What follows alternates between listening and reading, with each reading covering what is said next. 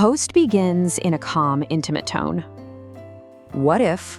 What if that thing, the thing you've been celebrated for, the thing that defines you to the world, what if that was actually the lie that's been slowly killing you? It's this quiet kind of exhaustion, isn't it? The kind that no amount of sleep can ever really fix. For so many of us, it turns out our greatest success is also our deepest wound. Welcome to Enchanted Life Inside. Let's get into why. You know, for so many of us, this is the story we've been living. We were the gifted kids, the high achievers, we did everything right, we got the degrees, we got the promotions, we built that picture-perfect life. We followed all the rules. But on the inside, there's just this hollowness, a nagging feeling that something is deeply, fundamentally wrong, but you can't for the life of you put your finger on what it is. It feels like running on empty, while you're still smiling for the cameras. And the whole time, it's being fueled by this constant, relentless voice inside your head.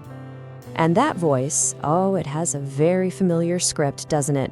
It just loves to tell you that whatever you do, it just falls short.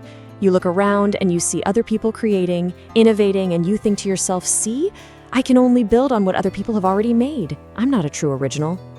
And then it attacks your security, right? Your stability. It whispers that no matter how hard you work, you're just one wrong move away from disaster, that you aren't responsible enough, that you're failing to build a secure future for yourself. And this is the knockout punch. That sinking feeling that you missed a turn somewhere. Like everyone else got some secret memo on how to live a happy, fulfilled life, and yours just got lost in the mail. It is a quiet, lonely torment that leaves you feeling disconnected and lost, and just profoundly alone, even when you're surrounded by people. If any of what I'm saying feels familiar, please, I really need you to hear this. That feeling is not a personal failure. It is not a sign that you are broken or ungrateful. It is an invisible wound. Think of it like a ghost from childhood that actually has a name, and just naming it is the very first step toward healing. This is what's known as childhood emotional neglect, or CEN. And the key thing to understand about it is just how subtle it is. See, CEN isn't about what your parents did to you. It's not about abuse or some big, obvious trauma. It's about what they failed to do. It's the absence of emotional validation. It's that empty space where connection and understanding should have been. Because when you grow up in a home like this, you learn very, very quickly that your feelings are an inconvenience. They're messy, they're too much. So, to cope, your brilliant little kid brain does the only thing it can. It builds a wall around your emotions just to survive. But the tragedy is that this protective wall, it stays with you right into adulthood, cutting you off from the very thing that's supposed to be guiding you and connecting you to the world. And this is the fallout. This is what it actually feels like to live behind that wall. It's that persistent emptiness, that sense of being an outsider looking in on your own life. It's the relentless self-blame and the crushing weight of shame, that feeling that you are just fundamentally flawed. I wonder if you see yourself anywhere on this list. Now, it is so important to understand this. This is not about blaming our parents. In fact, probably the largest group of parents who create this kind of environment are really well-meaning people who were themselves victims of CEN. They love their children deeply, but they can't give what they never received. They are unknowingly perpetuating an invisible generational wound. So, if our emotions are walled off, who's running the show? For so many of us, the answer is that harsh, relentless inner critic, that voice of not enoughness we heard just a minute ago. So let's try to understand where it really comes from. The critic's messages they're painful and they're absolute. It doesn't offer constructive feedback, does it? It just passes judgment. And it aims to keep us small, to keep us from even trying, because it truly believes that's the only way to keep us safe. But what if we've been looking at this voice all wrong? This is such a radical shift in perspective. The inner critic isn't some bully we need to silence or destroy. It's actually a part of you that took on a really difficult job a long time ago.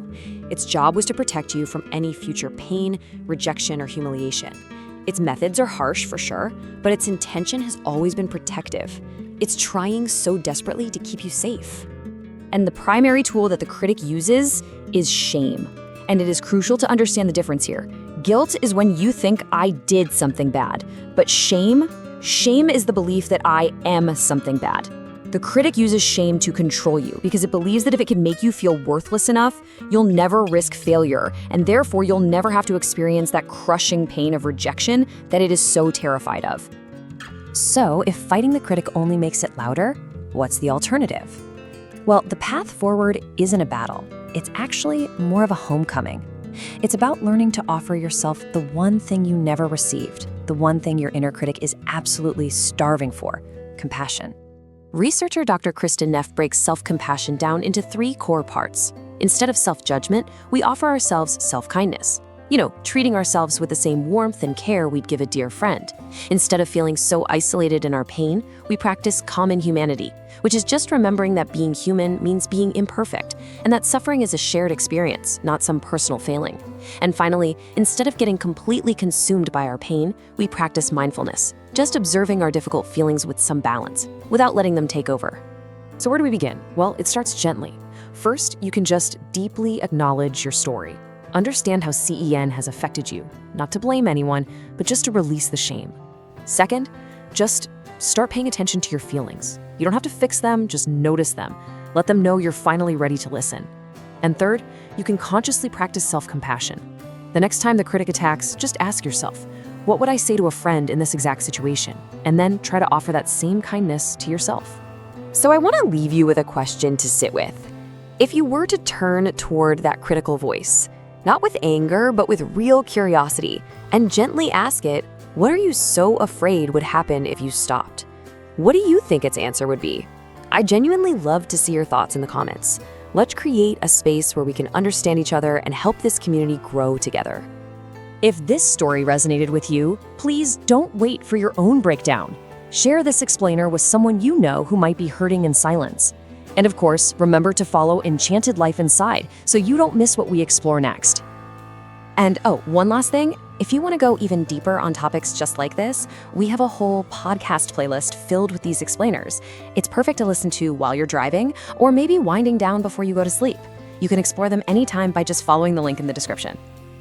And please, remember this. You do not have to earn your right to rest. You do not have to prove that you are enough. You already are, just by being here. Thanks so much for spending this time with me. I look forward to seeing you again soon.